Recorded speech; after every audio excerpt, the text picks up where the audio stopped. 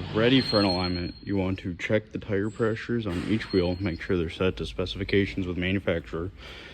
And then you want to check ride height, make sure you jounce the vehicle to make sure there's no bent, broken components of the suspension. So then you can get a viable alignment out of it and make the customer happy. Once you get the vehicle on the alignment rack, you get it ready for the targets to go on the wheels so the alignment machine can read the caster, camber, and toe. Once you have the targets on the wheel, you want to make sure they're centered.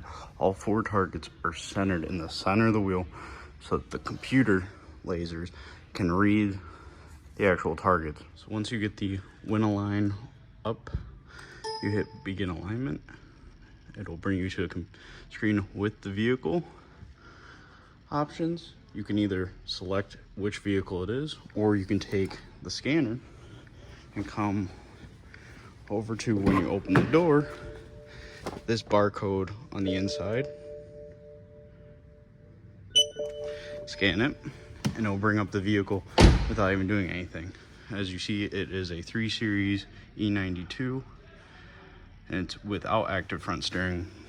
You will need to select the suspension. This vehicle has sport suspension.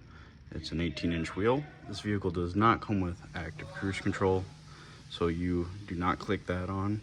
That's only when the vehicle comes with active cruise control, you select that out. You will get this message, but once you adjust everything and have the wheels straight, the vehicle will not turn on the DSC. But I would recommend following manufacturer specifications, manufacturer's recommendations on controlling this. Next, you will do a roll.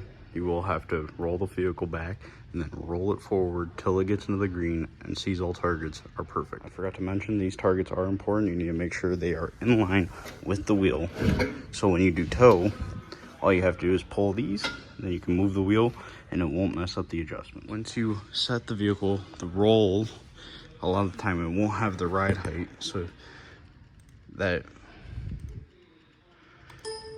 the measurements you took earlier for ride height on the pre-inspection goes in the front left, front right, rear left. These are my measurements that I had from my bottom of the wheel to the fender on each one. Both of the fronts are 23¼ inch and the rears are 22¾ inch. Next, you will get this screen to measure the actual swing. You will turn the wheel to the left, turn the wheel to the right, and then turn to center. And you will be able to get that measurement and it will have you set toe. This is the screen you will get once you finish doing all that the computer asks you to do. It will give you the toe, the camber and toe in the rear, and then the thrust angle. This vehicle does not have caster. Some vehicles do. So this number will be lit up like these. But when it's grayed out, it does not have it. We are at the rear of the vehicle because you always want to start with the rear with an alignment. You want to start with the rear camber, then the toe. Because if you do the toe before the camber, once you move the camber, it messes with the toe. So these are going, but when you rotate this out, it pushes. Once this is turned all the way over here, it's pushing this in, causing positive camber, the wheel to tilt like that. And when this matches over here, when this is turned over here, it pushes the wheel in. When this turns to the left, it pushes the wheel out, causing, when it's pushing out, negative camber. When it's pushing in, positive. And this turns the toe the way the wheel points, either inward or outward, when you turn it left or right. And that's on both sides. It has eccentric cams, one right here and one right there. When you come to the front, these are going to be the tie rods on these, which have a T50 Torx bolt you have to loosen.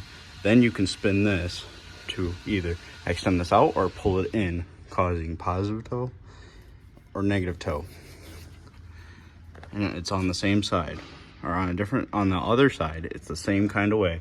A T50 moves it, loosens this, spreads it out, and you can either turn this right or left, depending on what angle toe you need. When you decide to adjust these, this one's gonna be a 21mm, this one's an 18.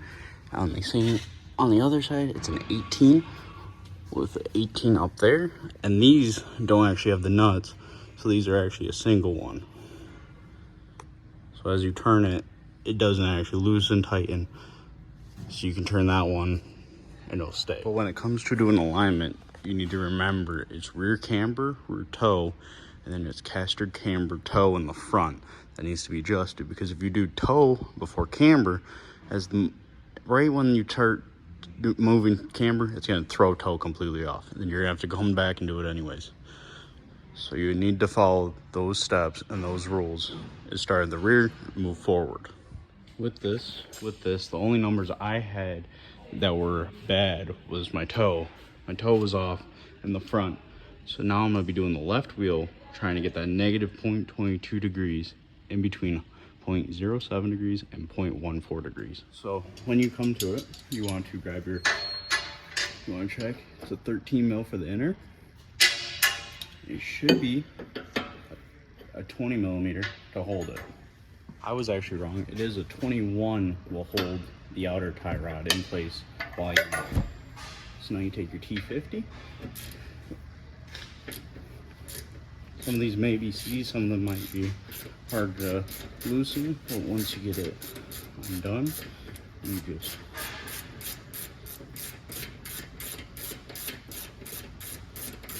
loosen it to a point where you can move it by finger. Then you want to take your wrench, take your 21 millimeter, set it up there so you can hold it.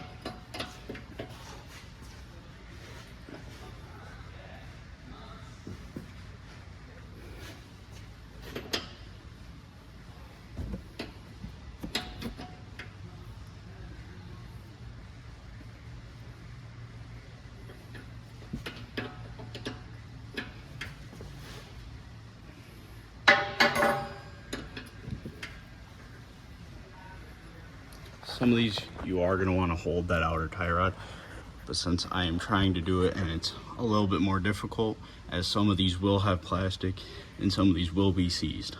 I had to heat this up before to break it loose, break all the rust off, because as you can see I did do an alignment before trying to get my new suspension all dialed in and my coilovers, and that is why you see these silver threads, the new threads, and the old threads.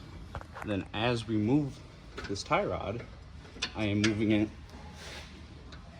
to the right.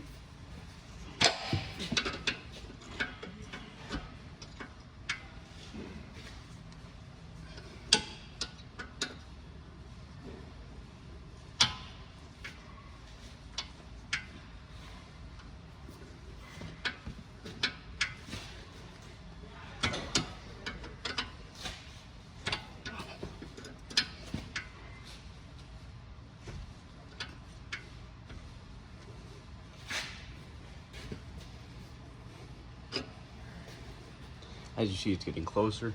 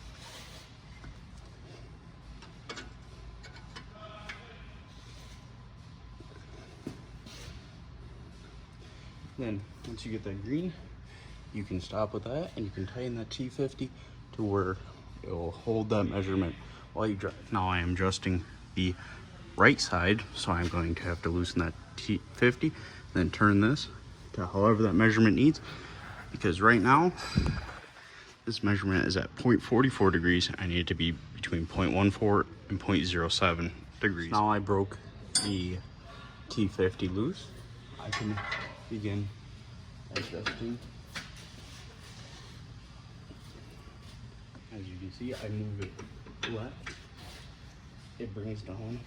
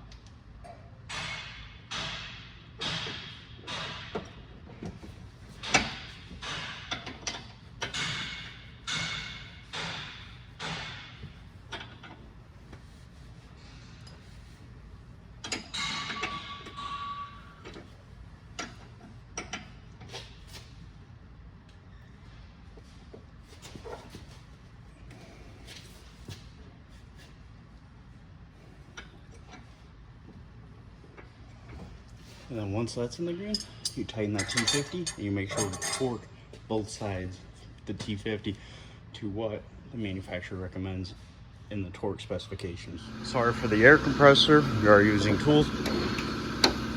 When it comes to doing certain alignments, depending on what vehicle it is, you will sometimes have these holes elongated.